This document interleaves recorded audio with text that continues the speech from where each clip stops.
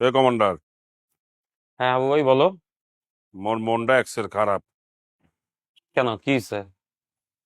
শুনলাম তুমি নাকি ব্যাচেলর পয়েন্টের সিজন 5 মোরে বিদেশ পাঠাইয়া দেবা। হ্যাঁ, বিদেশ পাঠানো উচিত না? 4টা সিজন হয়ে গেল, তোমারে তো এখনো বিদেশ পাঠাতে পারলাম না। একবার কাতার গেলা, আবার ওখান থেকে চলে আসতে হইলো। তো আমরা ফাইনালি ডিসিশন নিছি যে তোমাকে সিজন 5-এ আমরা বিদেশে পাঠাই দিব।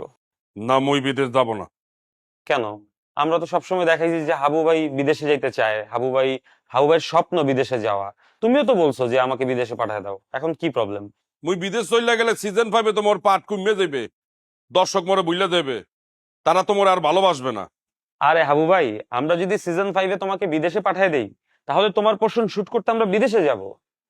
হ্যাঁ, সত্যি বলতে আছো? অবশ্যই আমরা হাবু ভাইয়ের পোর্শন বিদেশে গিয়ে শুট করে নিয়ে আসবো। তাহলে মুই বিদেশ যাব।